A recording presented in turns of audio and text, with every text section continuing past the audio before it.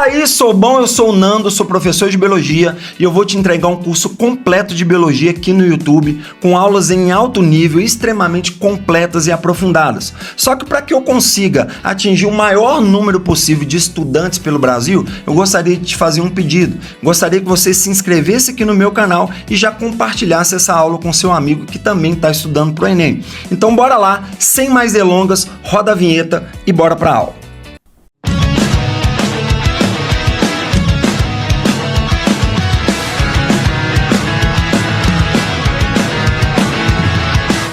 Tudo bem com vocês? Sejam bem-vindos a mais uma aula de biologia com o professor Fernando Costa. Isso mesmo, espero que você tenha falado na sua casa aí do jeito que o povo gosta. Quem não fala, não passa, hein? A gente já está combinado. Então, estamos fazendo aqui, senhoras e senhores, o estudo da relação dos vírus com a saúde humana e agora vamos falar sobre a primeira doença veiculada por ele, pelo Aedes aegypti. Estamos tratando aqui das viroses transmitidas por artrópodes. As viroses transmitidas por artrópodes, desculpa, eu falei artrópodes. A primeira delas é a febre amarela. Vamos ver aqui como é que a febre amarela, como que é a dinâmica dessa doença em relação com a gente. Então, olha só, febre amarela, qual que é o agente etiológico, o agente patogênico dessa doença? É o vírus da febre amarela. Olha, professor, eu achei que tinha outro nome, SARS-CoV-2, influenza H1N1. Não, o vírus da febre amarela se chama vírus da febre amarela. A febre amarela ela vai ter um detalhezinho que vai ser o seguinte: a transmissão, a gente já viu que todas as arboviroses existentes são transmitidas pelo Aedes aegypti. Só que a febre amarela, ela vai ter um outro mosquito que também pode transmitir, que é, na verdade, um gênero de mosquitos do gênero Hemagogus sp, justamente porque é um gênero que contém várias espécies. Então vamos entender isso aqui. O que acontece? Picada dos mosquitos. Como que é a transmissão? Picada dos mosquitos. Aedes aegypti na área urbana e Hemagogus sp, um grupo desses indivíduos, na área silvestre. Geralmente, o contágio acontecia da seguinte forma: o indivíduo ele ia em uma área natural, era picado por um dos mosquitos, do gênero Hemagogus. E aí voltava para a área urbana infectado. Na maioria das vezes ele era sintomático, ele não manifestava os sintomas, mas ele carregava o vírus dele no sangue. E aí, quando o Aedes aegypti picava ele, se tornava infectado, porque ambos são indivíduos hematófagos, se alimentam de sangue. E aí, quando ele picava, ele chupava o sangue da pessoa, se tornava infectado e transmitia para outra pessoa. Só que hoje a gente está num avanço cada vez maior, Nós estamos cada vez mais nos aproximando das áreas silvestres, das áreas naturais. A gente tem um condomínio aqui, por exemplo, a gente tem uma cidade bem próxima aqui em Belo Horizonte, que é Nova Lima, tem muitos condomínios que são construídos no meio da mata, no meio do mato. Às vezes o camarada constrói aquela casona bonitona e atrás da casa dele é uma mata. Então ele tem contato com mata. Se ele tem contato com mata tem muito mosquito. Esse mosquito, ele pode ir lá e ele mesmo veicular essa doença. Ele está infectado porque ele se infectou de alguma forma, picou um outro humano, e aí ele se tornou infectado, e aí quando ele vai picar essa pessoa, ele transmite, chupar o sangue, se alimentar, fazer o repasso sanguíneo, ele vai se alimentar, ele passa esse vírus para a pessoa, certo? Então, costuma-se dizer que o Aedes aegypti ele transmite na área urbana porque é uma área, na área onde que tem as cidades ali, mas nada impede desse Hemagogus sair da área silvestre, porque a gente está cada vez mais avançando para dentro das áreas silvestres e transmitindo a febre amarela para a gente. Tranquilo? Então, além dos vetores, como eu falei com vocês, a gente vai ter os reservatórios naturais.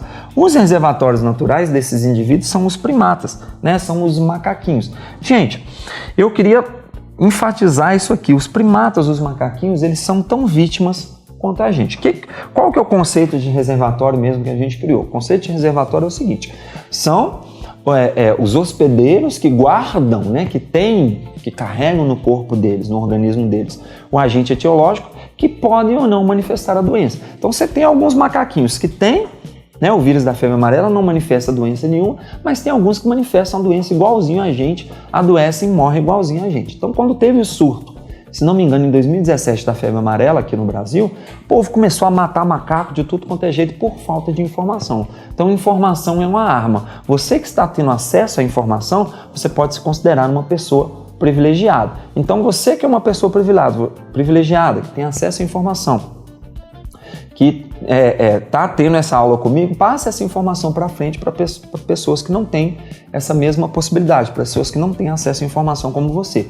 Os macacos, eles não têm culpa de nada. Então é crime maltratar animais silvestres, é crime maltratar animais de tudo quanto é tipo. Então não maltrate os animais. Eles não têm culpa. Os macaquinhos, eles não têm culpa nenhuma de terem pegado a doença. Eles são tão vítimas quanto a gente. Eliminar os macacos não diminui a doença em si, porque uma medida de combate para você diminuir os casos é você combater o vetor e não o reservatório, tá bom?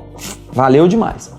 Tranquilo, então os reservatórios são os primatas. Sintomas. A febre amarela, ela pode se apresentar de duas formas diferentes. Ela pode se apresentar da forma branda ou na forma mais grave. Então, forma branda, o próprio nome já diz. A pessoa vai ter os sintomas, mas vai ser mais de boa, vai ser mais de leve, vai ser mais tranquilo.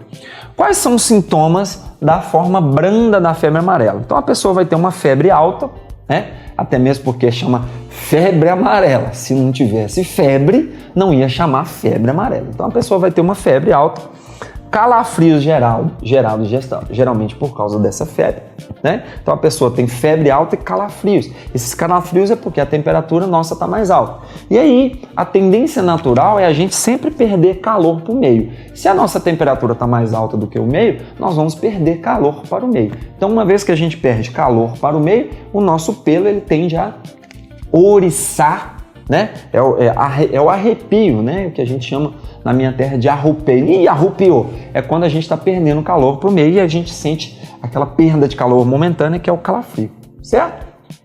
Cansaço, a pessoa que está com febre amarela, ela não tem muita disposição, ela fica cansada, certo? Ela vai ter cefaleia, que é dor de cabeça. Então, à medida que as palavras forem aparecendo, eu vou explicando o significado para vocês, tá? Cefaleia, mialgia, que é dor nos músculos, cefaleia, dor de cabeça, náuseas e vômitos. Geralmente, quem está com virose, tipo febre amarela, tem muito náuseas, né? Que é tontura. Essa tontura gera a vontade de vomitar na pessoa. Então a pessoa fica enjoada e aí acaba vomitando. Então as náuseas são os enjoos. Esses enjoos, essa tonteira em alguns lugares fala tonteira, essa tontura acompanhada dos enjoos causam vômitos na pessoa. Então várias dessas viroses que a gente tem podem causar vômitos. A febre amarela é uma delas, beleza?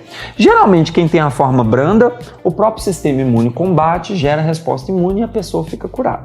O problema é quando a pessoa ela pega a forma grave da doença, né? Na forma grave da doença, o que é que a gente vai ter? Peraí que eu apaguei aqui meu asterix aqui, eu gosto de um asterix. Já eu vou te explicar o que é um asterix. Então, olha só, na forma grave da doença, a pessoa ela pode ter 1, 2, 3, 4, vai ter todos esses sintomas da forma branda, só que ela vai ter, além desses sintomas da forma branda, ela vai ter alguns sintomas mais graves, alguns sintomas mais perigosos. Quais são esses sintomas mais graves e mais perigosos? Insuficiência hepática. Tudo que é hepático é do fígado, então insuficiência hepática é insuficiência do fígado. Quando a pessoa está com insuficiência hepática, ela vai ter um outro sintoma chamado de icterícia. O que é essa icterícia? Eu coloquei um asterix aqui, que esse asterix, ele indica que...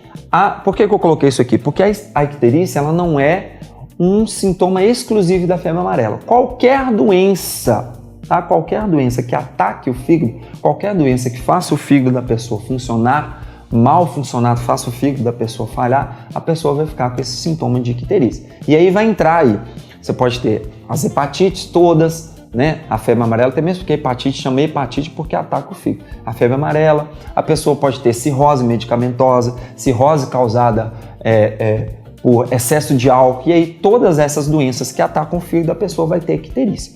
O que é icterícia? Quando o nosso fígado não está funcionando direito, quando o nosso fígado ele não está trabalhando da forma, né? Ele está sendo atacado por um vírus, não está funcionando direito. Ele começa a liberar umas substâncias chamadas de bilirrubinas. Essas substâncias bilirrubinas, elas têm a cor amarelada. Essas substâncias elas vão sendo veiculadas pelo nosso sangue e vão sendo espalhadas no nosso sangue e vão deixando o nosso corpo amarelado, inclusive o branco do olho da pessoa fica amarelado. Então é um sintoma clássico. Se olhou para o olho da pessoa, o branco do olho da pessoa, essa parte branca está toda amarelada, é porque a pessoa está com o fígado falhando, ela está com sintoma de icterícia. Lembrando mais uma vez, icterícia não é um sintoma exclusivo da febre amarela. Qualquer doença que ataque o fígado da pessoa, que comprometa o fígado da pessoa, vai dar esse sintoma chamado de icterícia, que é quando essas bilirrubinas, substâncias amareladas, espalham pelo corpo da pessoa e a pessoa fica amarelada. Até mesmo porque o nome da doença é febre amarela. Então fica amarelada justamente porque a pessoa fica com aspecto amarelado pela liberação das bilirrubinas, sintoma chamado de icterícia. Beleza? Eu tenho um gatinho Chico, ele é pretinho com o olho amareladão, o olho dele é amarelão. Eu falo com ele que ele é um gatão, que ele é um pretinho ictérico, porque ele tem um olho amareladão. Só que o olho do gato é um pouco diferente, ele é grandão, né, e todo amarelão. Beleza? Tranquilo? Então o fígado do camarada já... Gente, fígado é um bagulho muito tenso. Se você não tratar rápido do seu fígado, e seu fígado ficar metade comprometido, você já tá, como dizem aqui, como dizem os amigos meus, você já deitou na fumaça. Se você tá com sintoma de icterícia, se você não tem intervenção médica rápida, a chance do seu fígado parar de funcionar de vez, você ter que fazer um transplante é muito grande. Então não se pode brincar com isso aqui, gente. Isso aqui é coisa séria, tá? Sintoma de icterícia é muito sério, tem que tratar logo, senão a chance desse indivíduo vir a óbito é muito grande, tá? Muito grande. Beleza. Outro sintoma que é a forma grave que o indivíduo que pega a forma grave da doença pode manifestar: insuficiência renal. O fígado já não tá bom, os rins param de funcionar. A gente sabe que os rins são responsáveis por filtrar o nosso sangue e retirar os metabólitos, retirar as impurezas do nosso sangue, retirar ali, fazer a urina no nosso sangue. Se você começa a acumular essas impurezas, né, ureia, ácido úrico, no seu sangue, você vai ter problema rapidinho, problema metabólico grave, isso pode te levar a óbito. Então o fígado já não está funcionando. Os rins também não vão estar funcionando. Uma dica legal aqui é o seguinte, gente, por que eu falei que isso é muito sério? Se cair uma questão numa prova um dia, perguntando qual órgão executa tal função, você não lembrar, você chuta o fígado. Por quê? A chance de você acertar é muito grande, porque o fígado ele faz tudo no nosso corpo, ele produz esses metabólitos. Existe um ciclo que acontece no fígado chamado de ciclo da ornitina, que é onde a gente transforma a ureia, né, amônia em ureia e ácido úrico. Então isso é feito no fígado. O fígado armazena a nossa reserva energética, que é o glicogênio. O fígado ele participa de um mecanismo hormonal chamado de mecanismo da tensina-angiotensina. Ih, velho, errei. Olha aí. Que bosta. Esqueci o nome do trem. É renina-angiotensina. Caralho, eu falei isso aqui na outra aula. Gravo tudo de novo? Dá? Então tá. Então o que eu faço aqui? Falar do fígado, né? Rapidinho então. Então voltando, take 2, cacrete. Uma dica interessante para vocês em relação... Vamos de novo. E uma dica... Caralho! E uma dica interessante para vocês a respeito do fígado é, se cair em uma prova perguntando qual que é a função de qual órgão desempenha tal função, você não lembrar, chuta o fígado, porque a chance de você acertar é muito grande, porque o fígado ele faz tudo na gente. Então, a gente vai ver aqui que o fígado, por exemplo, ele produz os fatores de coagulação que são responsáveis por fazer o nosso sangue coagular. Se você não produz esses fatores de coagulação, você vai ter hemorragias. É um dos sintomas também da forma grave. O fígado ele tem um ciclo nele chamado de ciclo da ornitina, onde que a gente pega a amônia produzida e transforma em metabólitos menos agressivos, menos tóxicos. A gente transforma em ureia e ácido úrico. O nosso fígado também ele armazena a nossa reserva energética, que é o glicogênio. Então o fígado ele faz tudo. Então chuta o fígado, que a chance de você acertar é muito grande. Outro sintoma que eu acabei de comentar são hemorragias. A pessoa que manifesta a forma grave da febre amarela, ela vai começar a ter hemorragias em pontos específicos e diferentes do corpo. Por quê? Existem um conjunto de proteínas no nosso corpo que são produzidas pelo fígado chamados de fatores de coagulação. Quando o nosso fígado não está funcionando direito, ocorre uma baixa na produção desses fatores de coagulação. Se você não tem esses fatores de coagulação em grande quantidade, você não vai conseguir fazer os processos de coagulação sanguínea da forma que deveria e aí você vai ter que começar a ter hemorragia. Hemorragia também é um sintoma muito grave que pode levar o indivíduo a óbito. Além disso, a pessoa ela vai ter um cansaço intenso, muito mais intenso do que o cansaço gerado pela forma branda. É um cansaço que literalmente a pessoa fica prostrada, às vezes ela não consegue nem comer, nem levar o alimento à boca sozinha e a pessoa tem que ser internada para poder melhorar. Então, gente, febre amarela é coisa séria. Tomem cuidado com isso porque é coisa séria.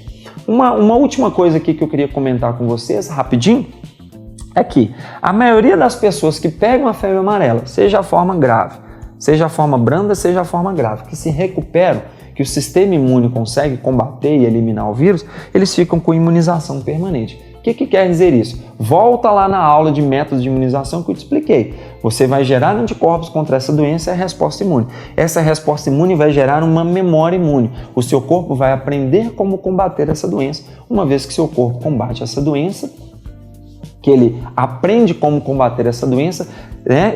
Uma segunda vez que você entrar em contato com esse mesmo agente etiológico, a resposta vai ser muito mais rápida e muito mais eficaz. Tranquilo, meus queridos? De boa? Então essa foi a aula de febre amarela. Não saiam daí que a gente já volta com a aula das demais viroses transmitidas por artrópodes, beleza? Foi um prazer nosso, uma explosão de alegria, manda em brasa. Beijo, tchau, juízo. Até a próxima aula. Valeu!